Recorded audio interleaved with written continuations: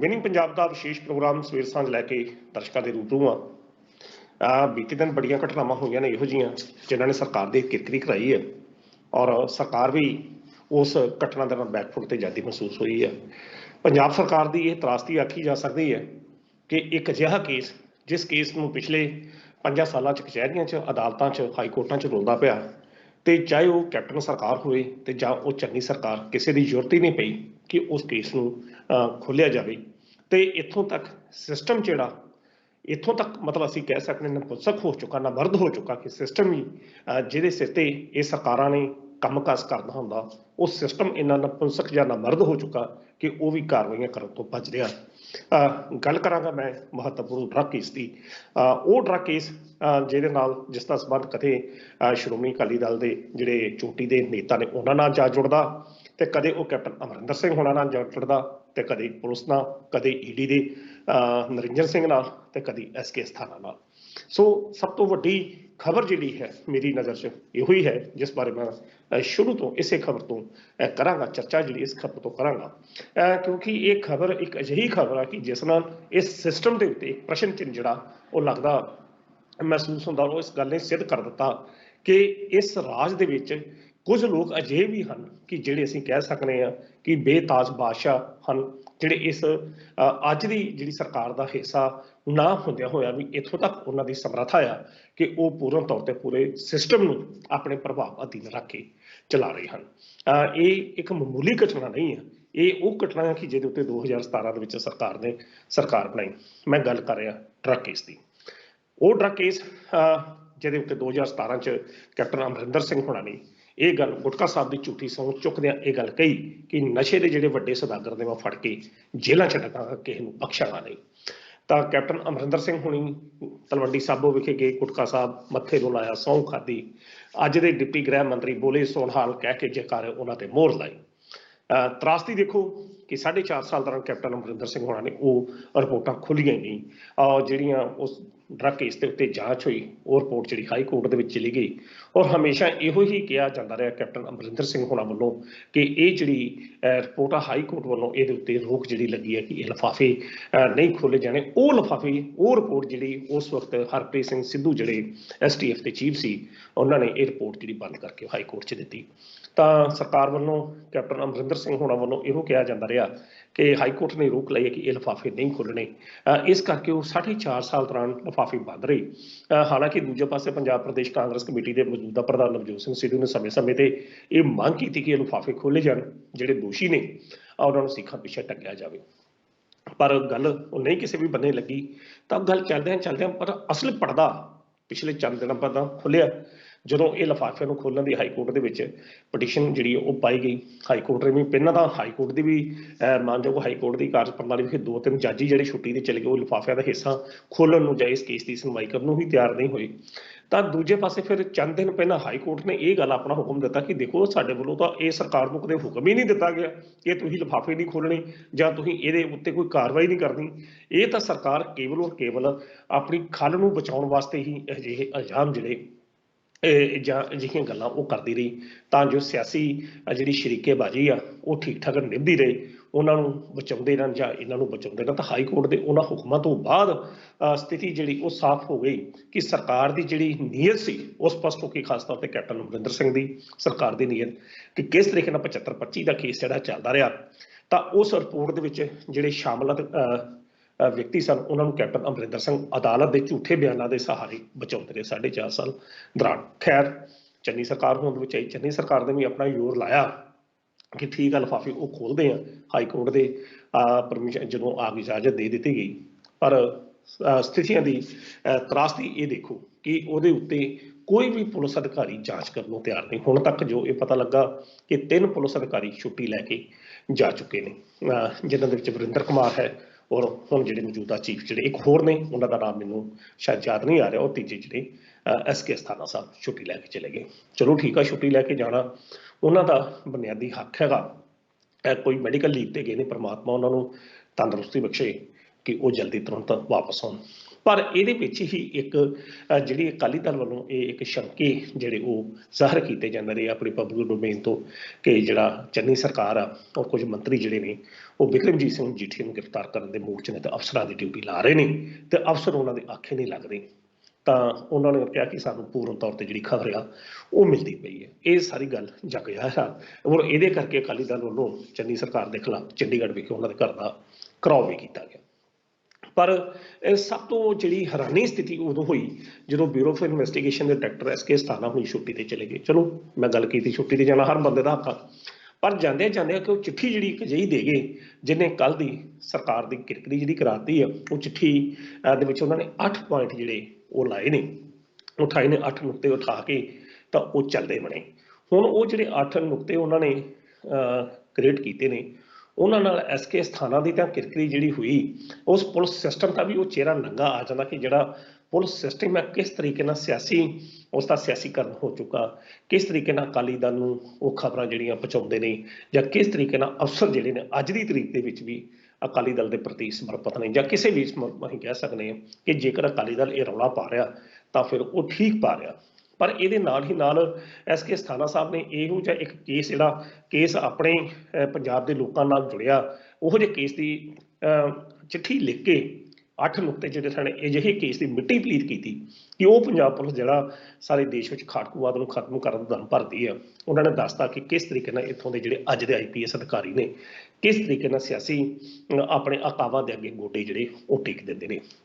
ਬੜੇ ਉਹਨਾਂ ਨੁਕਤੇ ਉਠਾਏ। ਸਭ ਤੋਂ ਵੱਡਾ ਮਹੱਤਵਪੂਰਨ ਨੁਕਤਾ ਉਹਨਾਂ ਨੇ ਇਹ ਉਠਾਇਆ ਜੀ, ਵੇਖੋ ਜੀ ਇਹ ਜਿਹੜੀ ਕੇਸ ਜਿਹੜਾ ਚੱਲਦਾ ਪਿਆ ਈਡੀ ਦਾ, ਮਾਫ ਕਰਨਾ ਡਰੱਗ ਮਸਲਾ, ਇਹਦੇ ਵਿੱਚ ਤਾਂ ਈਡੀ ਵਰਗੀ ਜਿਹੜੀ ਕੇਂਦਰ ਦੀ ਏਜੰਸੀ ਉਹ ਕੱਖ ਨਹੀਂ ਕਰ ਸਕੀ ਤਾਂ ਫਿਰ ਅਸੀਂ ਕੀ ਕਰਨਾ।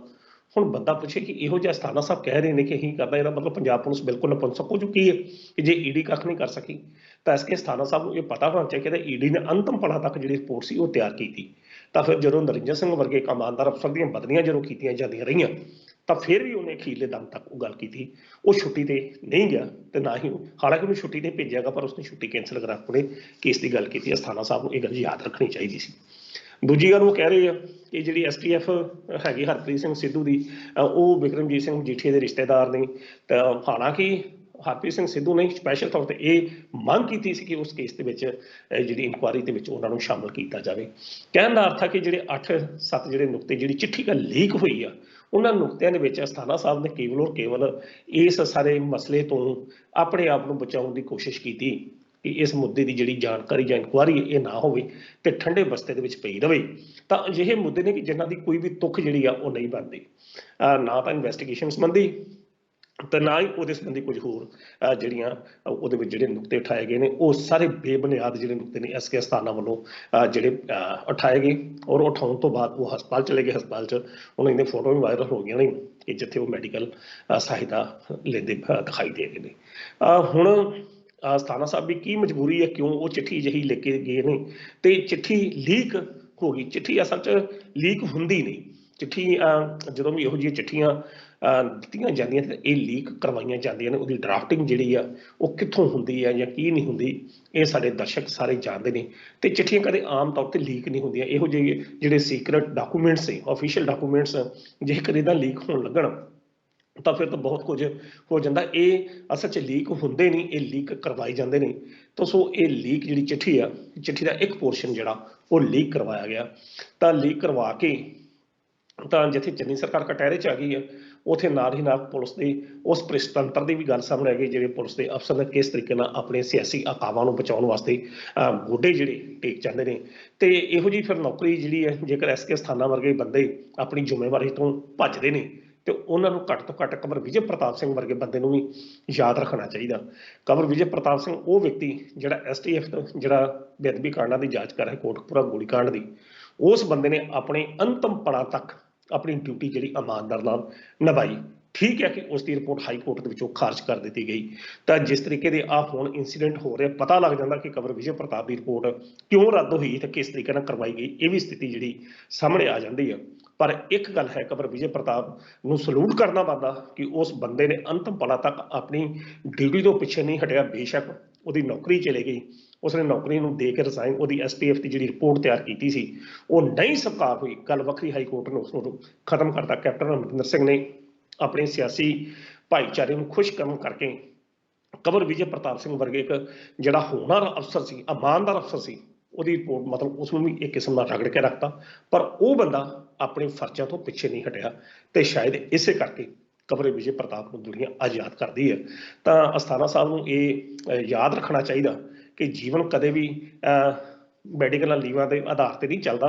ਹਰ ਬੰਦੇ ਦੀ ਰੀੜ ਦੀ ਹੱਡੀ ਹੁੰਦੀ ਹੈ, ਤਾਂ ਤੁਸੀਂ ਉਸ ਰੀੜ ਦੀ ਹੱਡੀ ਜੇ ਤੁਹਾਡੇ 'ਚ ਹੈਗੀ, ਮੋਢੇ ਤੇ IPS ਤੇ ਜਿਹੜਾ ਐਡਾ ਤਕੜਾ ਨਿਸ਼ਾਨ ਆ, ਇੱਕ ਫੁੱਲ ਪਾਵਰ ਹੈ ਤੁਹਾਡੇ ਪਿੱਛੇ, ਪਰ ਜੇਕਰ ਤੁਸੀਂ ਆਪਣੇ ਸਿਆਸੀ ਅਕਾਵਾਂ ਦੇ ਅੱਗੇ ਇਸ ਤਰੀਕੇ ਦੀ ਝੁਕ ਜਾਂਦੇ ਜੇ ਤਾਂ ਫਿਰ ਇਹ ਵਰਦੀ ਤੇ ਤੁਸੀਂ ਕਾਬਲ ਨਹੀਂ ਜੇ।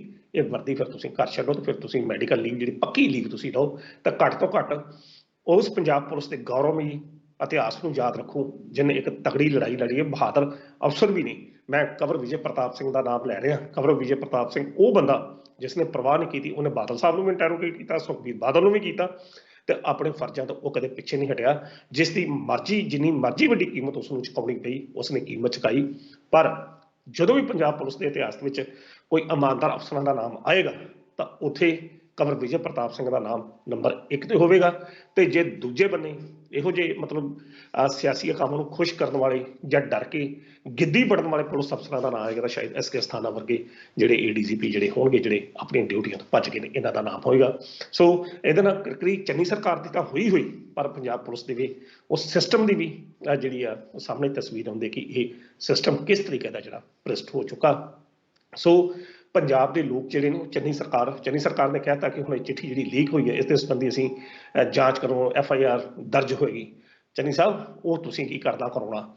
ਅੱਜ ਤੱਕ ਇਹ ਗੱਲ ਕਲੀਅਰ ਹੈ ਕਿ ਡਰੱਗ ਦੇ ਮਸਲੇ ਦੇ ਵਿੱਚ ਕੋਈ ਵੀ ਸਰਕਾਰ ਜਿਹੜਾ ਸਟੈਂਡ ਆ ਉਹ ਲੈਣ ਤੋਂ ਅਸਮਰਥ ਆ। ਜੇਕਰ ਉਸ ਸਮੇਂ 'ਚ ਆਮ ਆਦਮੀ ਪਾਰਟੀ ਨੇ ਇਸ ਮੁੱਦੇ ਤੇ ਗੱਲ ਠਾਈ ਤੇ ਬਿਕਰਮਜੀਤ ਸਿੰਘ ਮਜੀਠੀਆ ਨੂੰ ਕਟਹਿਰੇ 'ਚ ਖੜਾ ਕੀਤਾ, ਤੇ ਫਿਰ ਉਹੀ ਅਰਵਿੰਦ ਕੇਜਰੀਵਾਲ ਜਿਹੜਾ ਨਿੱਤ ਦਿਨ ਪੰਜਾਬ ਦੀਆਂ ਫੇਰੀਆਂ ਮਾਰ ਰਿਹਾ ਅੱਜ ਕੱਲ੍ਹ, ਬਿਕਰਮਜੀਤ ਸਿੰਘ ਮਜੀਠੀਆ ਕੋਲ ਹੱਥ ਜੋੜ ਕੇ ਮਾਫੀ ਮੰਗ ਕੇ ਉਸਨੇ ਜਾਨ ਛਡਾਈ। ਦੂਜੇ ਪਾਸੇ ਅੱਜ ਦਾ ਸਿਸਟਮ ਤੁਸੀਂ ਆਪਣਾ ਸਿਸਟਮ ਵੇਖ ਲਓ। ਕੈਪਟਨ ਅਮਰਿੰਦਰ ਸਿੰਘ ਨੇ 4.5 ਸਾਲ ਦੌਰਾਨ ਕੁਝ ਨਹੀਂ ਕੀਤਾ ਔਰ ਇਹ ਗੱਲ ਕਿਹਾ ਗਿਆ ਕਿ ਇਹਦੇ ਵਿੱਚ ਅਸੀਂ ਕੱਖ ਨਹੀਂ ਕਰ ਸਕਦੇ, ਅਦਾਲਤਾਂ ਨੇ ਸਾਨੂੰ ਰੋਕ ਲਾਈ ਹੈ। ਅਕਾਲੀ ਦਲ ਕਿਉਂ ਕਰੇਗਾ? ਕਿਉਂਕਿ ਅਕਾਲੀ ਦਲ ਦਾ ਆਪਣਾ ਨਾਮ ਜਿਹੜਾ ਆ ਇਸ ਮਸਲਿਆਂ ਦੇ ਵਿੱਚ ਕੁਝ ਲੋਕ ਲਗਾ ਰਹੇ ਨੇ। ਕਹਿਣ ਦਾ ਅਰਥ ਆ ਕਿ ਗੱਲ ਪੰਜਾਬ ਦੇ ਲੋਕ ਇਨਸਾਫ ਚਾਹੁੰਦੇ ਆ, ਉਹ ਲੋਕ ਜਿਨ੍ਹਾਂ ਦੇ ਕਰਕੇ ਪੰਜਾਬ 6ਵਾਂ ਦਰਿਆ ਨਸ਼ਿਆਂ ਦਾ ਬਣਿਆ। ਤਾਂ ਜੇਕਰ ਇਸ ਡਰੱਗ ਦੇ ਮੁੱਦੇ ਤੇ ਕੁਝ ਹੁੰਦਾ ਤਾਂ ਉਹ ਜ਼ਰੂਰ ਹੋਣਾ ਚਾਹੀਦਾ, ਲੋਕਾਂ ਨੂੰ ਬੇਵਕੂਫ ਜਿਹੜਾ ਉਹ ਨਾ ਬਣਾਇਆ ਜਾਏ। ਸੋ ਇਹ ਅੱਜ ਦੀ ਇੱਕ ਉਹ ਮਹੱਤਵਪੂਰਨ ਖਬਰ ਸੀ ਜਿਹੜੀ ਚੰਨੀ ਸਰਕਾਰ ਦੇ ਤੇ ਕੈਪਟਨ ਸਰਕਾਰ ਦੇ ਜਿਹੜੀ ਆਪਸੀ ਮਿਲੀਆਂ ਭੁਗਤਾਂ ਨੇ ਉਹਨਾਂ ਨੂੰ ਲੱਗਿਆ ਕਰਦੀ ਹੈ। ਬੇਸ਼ੱਕ ਹੁਣ ਜੋ ਮਰਜ਼ੀ ਕਹੀ ਜਾਣ ਕਿ ਅਸੀਂ ਇਹ ਕਰ ਦੇਣਾ, ਉਹ ਕਰ ਦੇਣਾ, ਪਰ ਸਮਾਂ ਕੇਵਲ ਔਰ ਕੇਵਲ 14 ਦਿਨਾਂ ਦਾ ਰਹਿ ਗਿਆ। 14 ਦਿਨ ਵੀ ਕਿਉਂ, 13 ਦਿਨ ਦਾ ਸਮਾਂ ਰਹਿ ਗਿਆ ਤੇ ਸਿਆਸੀ ਰੋਟੀਆਂ ਹੀ ਸੇਕਦੀਆਂ ਨੇ। ਖੈਰ, ਇਹ ਸੀ ਅੱਜ ਦੀ ਇੱਕ ਮਹੱਤਵਪੂਰਨ ਖਬਰ। ਦੂਜੀ ਜਿਹੜੀ ਖਬਰ ਹੈ ਉਹ ਵੀ ਪੰਜਾਬ ਸਰਕਾਰ ਦੀ ਕੈਬਨਿਟ ਨਾਲ ਸੰਬੰਧਿਤ ਆ। ਕੈਬਨਿਟ ਦੀ ਮੀਟਿੰਗ ਜਿਸ ਤਰੀਕੇ ਨਾਲ ਕੱਲ ਹੋਈ ਔਰ ਬੀਤੀ ਰਾਤ ਉਸ ਤੋਂ ਕੈਬਨਿਟ ਦੀ ਮੀਟਿੰਗ ਹੋਣ ਉਪਰੰਤ ਜਿਸ ਤਰੀਕੇ ਨਾਲ ਕਿਹਾ ਜਾਂਦਾ ਐਲਾਨਜੀਤ ਸਿੰਘ, ਹਾਲਾਂਕਿ ਪੰਜਾਬ ਦੇ ਮੁੱਖ ਮੰਤਰੀ ਆਪਣੇ ਆਪ ਨੂੰ ਵਿਸ਼ਵਾਸਜੀਤ ਸਿੰਘ ਕਹਿੰਦੇ ਨੇ, ਪਰ ਐਲਾਨਜੀਤ ਸਿੰਘ ਉਹਨਾਂ ਨੇ ਗੱਲ ਕੀਤੀ ਸਫਾਈ ਸੇਵਕਾਂ ਨੂੰ ਪੱਕੇ ਕਰਨ, ਰੈਗੂਲਰ ਕਰਨ ਦੀ ਉਹਨਾਂ ਨੇ ਮੰਗ ਜਿਹੜੀ ਹੈ ਉਹ ਦਰਾਈ ਹੈ ਕਿ ਉਹਨਾਂ ਨੂੰ ਐਲਾਨ ਕੀਤਾ ਕਿ ਉਹਨਾਂ ਨੂੰ ਪੱਕਿਆ ਕੀਤਾ ਗਿਆ ਹੈ। ਇਸ ਤੋਂ ਇਲਾਵਾ ਸਿਹਤ ਸੇਵਾਵਾਂ ਦੇ ਮੱਦੇਨਜ਼ਰ ਜਿਹੜੇ ਕੁਝ ਇਲਾਕੇ ਨੇ ਜਾਂ ਹਸਪਤਾਲ ਨੇ ਪੈਰਾਮੈਡੀਕਲ, ਉਹਨਾਂ ਨੂੰ ਉਹਨਾਂ ਨੇ ਅਪਗ੍ਰੇਡ ਕੀਤਾ, ਨਵੀਆਂ ਅਸਾਮੀਆਂ ਜਿਹੜੀਆਂ ਨੇ ਭਰਨ ਦੀ ਗੱਲ ਜਿਹੜੀ ਆ ਉਹ ਕੀਤੀ ਹੈ।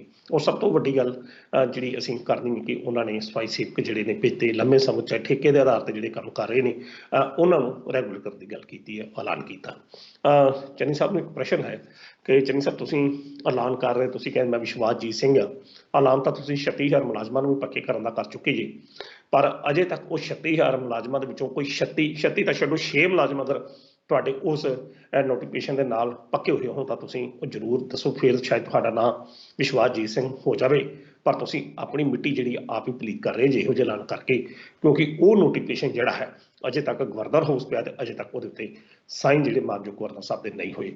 ਤਾਂ ਇਹ ਜੇਕਰ ਇਹ ਸਫਾਈ ਸੇਵਕ ਤੁਸੀਂ ਪੱਕੇ ਕੀਤੇ ਨੇ ਤਾਂ ਇਹਨਾਂ ਨੂੰ ਵੀ ਕੋਈ ਕਿਸੇ ਅਧੀਨ ਜਾਂ ਕਿਸੇ ਨੋਟੀਫਿਕੇਸ਼ਨ ਅਧੀਨ ਹੀ ਕਰਨਾ ਹੋਵੇਗਾ, ਤਾਂ ਕਿਰਪਾ ਕਰਕੇ ਜੇ ਤੁਸੀਂ ਕੀਤਾ ਤਾਂ ਫਿਰ ਇਹਨਾਂ ਨੂੰ ਅਜਿਹੇ ਚੱਕਰ 'ਚ ਨਾ ਫਸਾਇਓ ਕਿ ਇਹ ਵੀ ਵਿਚਾਰੇ ਰੁਲਦੇ ਫਿਰਨ, ਇਹ ਵੀ ਸੜਕਾਂ 'ਤੇ ਆ ਜਾਣ ਕਿ ਐਲਾਨ ਤਾਂ ਤੁਸੀਂ ਕਰ ਦਿੱਤਾ। ਇਹਨਾਂ ਨੂੰ ਚਾਹੀਦਾ ਐਲਾਨ ਕਰਨ ਦੇ 24 ਘੰਟਿਆਂ ਦੇ ਅੰਦਰ ਅੰਦਰ ਇਹਨਾਂ ਨੂੰ ਆਰਡਰ ਜਿਹੜੇ ਨੇ ਉਹ ਤੁਸੀਂ ਤਕਸੀਮ ਕਰੋ, ਤਾਂ ਜੋ ਇਹ ਲੋਕ ਤੁਹਾਡੇ ਵਾਅਦਿਆਂ ਤੇ ਤੁਹਾਡੇ ਦਾਅਵਿਆਂ ਤੇ ਯਕੀਨ ਕਰ ਸਕਣ ਕਿਉਂਕਿ ਹੁਣ ਤੁਹਾਡੇ ਐਲਾਨ ਜਿਹੜੇ ਨੇ ਉਹ ਲੋਕਾਂ ਨੂੰ ਕੇਵਲ ਬੇਵਕੂਫ ਬਣਾਉਣ ਨੂੰ ਨਜ਼ਰ ਆਉਂਦੇ ਆ। ਮੈਂ ਬਾਰ-ਬਾਰ ਇਹ 36,000 ਮੁਲਾਜ਼ਮਾਂ ਦੀ ਗੱਲ ਤਾਂ ਕਰ ਰਿਹਾ ਕਿਉਂਕਿ ਅਜੇ ਤੱਕ ਕਹਿੰਦੇ ਨੇ ਕਿ ਨੋਟੀਫਿਕੇਸ਼ਨ ਗਵਰਨਰ ਸਾਹਿਬ ਨੇ ਸਾਈਨ ਨਹੀਂ ਕੀਤਾ।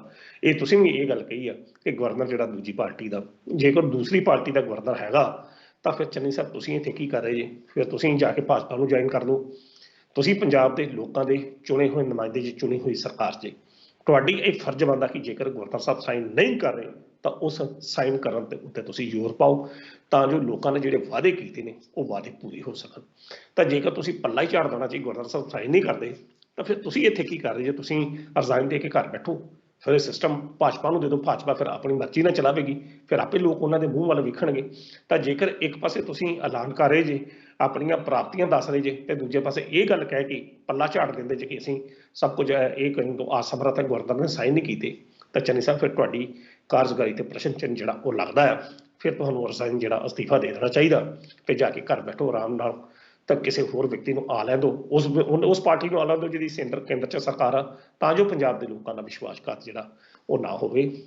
ਜੇਕਰ ਸਫਾਈ ਸੇਵਕ ਜਿਹੜੇ ਪੱਕੇ ਤੁਸੀਂ ਰੈਗੂਲਰ ਕੀਤੇ ਨੇ ਤਾਂ ਕਿਰਪਾ ਕਰਕੇ ਇਹਨਾਂ ਨੂੰ ਜਲਦ ਤੋਂ ਜਲਦ ਇਹਨਾਂ ਨੂੰ ਰੈਗੂਲਰ ਕਰਨ ਦੇ ਜਿਹੜੇ ਪੱਤਰ ਨੇ, ਨਿਯੁਕਤੀ ਪੱਤਰ, ਉਹ ਜਿਹੜੇ ਉਹ ਦੇ ਦਿੱਤੇ ਜਾਣ। ਸੋ ਇਹ ਆ ਜਿਹੜੀਆਂ ਦੋ ਮਹੱਤਵਪੂਰਨ ਖਬਰਾਂ ਸੀ। ਜਾਂਦੇ ਜਾਂਦੇ ਖਬਰ ਅਸੀਂ ਹੋਰ ਡਿਸਕਸ ਕਰਾਂਗੇ। ਕੱਲ ਰਾਮ ਰਹੀਮ ਨਾਲ ਸੁਨਾਰੀਆ ਜੇਲ੍ਹ ਦੇ ਵਿੱਚ ਜਿਹੜੀ SIT ਹੈ ਬੇਅਦਬੀ ਜਾਂਚ ਵਾਲੀ, ਉਹਨਾਂ ਨੇ ਰਾਮ ਰਹੀਮ ਨਾਲ ਗੱਲਬਾਤ ਕੀਤੀ ਤਾਂ ਜੋ ਸੂਤਰਾਂ ਤੋਂ ਜਾਣਕਾਰੀ ਸਾਡੇ ਤੱਕ ਪਹੁੰਚੀ ਹੈ, ਰਾਮ ਰਹੀਮ ਨੇ ਇਸ ਵਾਰ ਉਹਨਾਂ ਨਾਲ ਪੂਰਨ ਤੌਰ ਤੇ ਕੋਈ ਸਹਿਯੋਗ ਜਿਹੜਾ ਨਹੀਂ ਦਿੱਤਾ ਤੇ ਉਲਟਾ ਉਸ ਦੇ ਵਕੀਲਾਂ ਵੱਲੋਂ ਇਹ ਹਾਈ ਕੋਰਟ ਦੇ ਵਿੱਚ ਇੱਕ ਪਟੀਸ਼ਨ ਜਿਹੜੀ ਹੈ ਉਹ ਦਾਇਰ ਕੀਤੀ ਗਈ ਹੈ ਔਰ ਕਿਹਾ ਗਿਆ ਕਿ ਇਸ ਦੀ ਜਾਂਚ ਜਿਹੜੀ ਬੇਅਦਬੀ ਦੇ ਕੇਸਾਂ ਦੀ ਜਾਂਚ ਉਹ CBI ਦੇ ਹਵਾਲੇ ਕਰ ਦਿੱਤੀ ਜਾਵੇ, ਕਿਉਂਕਿ ਜਿਹੜੀ ਬੇਅਦਬੀ ਦਾ ਕਾਂਡ ਹੈ ਜੋ ਉਸ ਨੇ ਤਰਕ ਦਿੱਤਾ ਰਾਮ ਰਹੀਮ ਨੇ ਕਿ ਪੰਜਾਬ ਦੇ ਵਿੱਚ ਚੋਣਾਂ ਦੇ ਮੁੱਦੇ ਨਾਲ ਸੰਬੰਧਿਤ ਹੈ, ਇਸ ਕਰਕੇ ਉਸ ਨੂੰ ਜਾਣਬੁੱਝ ਕੇ ਇਸ ਦੇ ਵਿੱਚ ਪਲਾਂਟ ਕੀਤਾ ਜਾ ਰਿਹਾ, ਇਸ ਦੇ ਵਿੱਚ ਫਸਾਇਆ ਜਾ ਰਿਹਾ, ਜਿਸ ਕਰਕੇ ਇਸ ਤੋਂ ਉਸ ਨੂੰ ਕੋਈ ਆਸ ਨਹੀਂ ਆ। ਤਾਂ ਉਹ ਚਾਹੁੰਦਾ ਕਿ ਇਸ ਮੁੱਦੇ ਦੀ ਜਿਹੜੀ ਜਾਂਚ ਹੈ ਉਹ ਸਾਰੀ CBI ਕਰੇ। ਇਸ ਬੰਦੇ ਹਾਈ ਕੋਰਟ ਦੇ ਵਿੱਚ ਉਸਨੇ ਪਟੀਸ਼ਨ ਬਕਾਇਦਾ ਦਾਇਰ ਕਰ ਦਿੱਤੀ ਗਈ ਆ। ਕੱਲ SIT ਵੱਲੋਂ ਜਿਹੜਾ ਉਹ ਰਾਮ ਰਹੀਮ ਦੀ ਗੱਲਬਾਤ ਹੋਈ ਸੀ, ਪਰ ਜੋ ਸੂਤਰਾਂ ਤੋਂ ਅਨੁਸਾਰ ਸਾਨੂੰ ਕੋਈ ਜਾਣਕਾਰੀ ਮਿਲੀ, ਰਾਮ ਰਹੀਮ ਨੇ ਇਸ ਵੱਲੋਂ ਪੂਰਨ ਤੌਰ ਤੇ ਸਹਿਯੋਗ ਨਹੀਂ ਦਿੱਤਾ। ਔਰ ਇੱਕ ਖਬਰ ਹੋਰ ਅਸੀਂ ਜਾਂਦੇ ਜਾਂਦੇ ਕਰਦੀ ਹੈ। ਅੱਜ ਅਰਵਿੰਦ ਕੇਜਰੀਵਾਲ ਦੀ ਤਿਰੰਗਾ ਯਾਤਰਾ ਜਲੰਧਰ ਤੋਂ ਸ਼ੁਰੂ ਹੋਏਗੀ, ਪੰਜਾਬ ਦੇ ਵਿੱਚ ਫੇਰੀ ਹੈ, ਤਾਂ ਕੁਝ ਐਲਾਨ ਅੱਜ ਫਿਰ ਉਹ ਕਰਨਗੇ, ਕੁਝ ਗਰੰਟੀਆਂ ਦੇਣਗੇ। ਪੰਜਾਬ ਦੇ ਲੋਕ ਤਾਂ ਹੁਣ ਗਰੰਟੀਆਂ ਲੱਲੀਆਂ ਜਾਂ ਕਿਤੇ ਐਲਾਨ ਸੁਣ ਲਏ ਜਾਂ ਕਿਤੇ ਬਸ ਰੈਲੀਆਂ ਦੇ ਵਿੱਚ ਜਾ ਕੇ 15-20 ਦਿਨ ਬਾਅਦ ਉਹਨਾਂ ਦਾ ਦਿਲ ਦੁਲ ਲੱਗਾ ਰਹੇਗਾ। ਪਰ ਪੰਜਾਬ ਦੇ ਲੋਕੋ, ਤੁਸੀਂ ਅਗਲੇ 5 ਸਾਲਾਂ ਵਾਸਤੇ ਆਪਣਾ ਭਵਿੱਖ ਜਿਹੜਾ ਸੁਨਿਸ਼ਚਿਤ ਕਰਨਾ, ਤਾਂ ਉਹ ਭਵਿੱਖ ਸੁਨਿਸ਼ਚਿਤ ਕਰਿਓ ਜਿਹੜਾ ਤੁਹਾਡੇ ਬੱਚਿਆਂ ਨੂੰ ਤੇ ਸਾਡੀ ਆਉਣ ਵਾਲੀ ਪੀੜ੍ਹੀ ਦੇ ਸੁਪਨਿਆਂ ਨੂੰ ਸਾਕਾਰ ਕਰ ਸਕੇ। ਨਾ ਇਹੋ ਜਿਹੇ ਲੋਕਾਂ ਦੇ ਚੱਕਰਾਂ 'ਚ ਆ ਜਾਓ ਜਿਹੜੇ ਗਰੰਟੀਆਂ ਦਿੰਦੇ ਨੇ ਜਾਂ ਤੁਹਾਡੀਆਂ ਭਾਵਨਾਵਾਂ ਨਾਲ ਖਿਲਵਾੜ ਕਰਦੇ ਹੋਏ 4.5 ਸਾਲ ਜਾਂ 5 ਸਾਲ ਤੁਹਾਨੂੰ ਰਗੜ ਕੇ ਰੱਖਦੇ ਨੇ ਤੇ ਫਿਰ ਤੁਹਾਨੂੰ ਮੰਗਤੇ ਬਣਾਉਣ ਵਾਸਤੇ ਮਜਬੂਰ ਕਰਦੇ ਨੇ। ਇਹਨਾਂ ਤੋਂ ਉੱਤੇ ਉੱਠ ਕੇ ਅਜਿਹੀ ਸਰਕਾਰ ਚੁਣਿਓ ਜਿਹੜੇ ਤੁਹਾਡੇ ਸੁਪਨਿਆਂ ਨੂੰ ਪੂਰਾ ਕਰਦੀ ਹੋਵੇ, ਤੁਹਾਡੀਆਂ ਭਾਵਨਾਵਾਂ ਜਾਂ ਖਾਸ਼ਾਂ ਨਾਲ ਖਿਲਵਾੜ ਨਾ ਕਰੇ। ਖੈਰ, ਇਹਨਾਂ ਸ਼ਬਦਾਂ ਨਾਲ ਮੈਂ ਇਜਾਜ਼ਤ ਲੈਣਾ। ਦੇਖਦੇ ਰਹੋ ਵਿਨਿੰਗ ਪੰਜਾਬ। ਬਹੁਤ ਬਹੁਤ ਧੰਨਵਾਦ।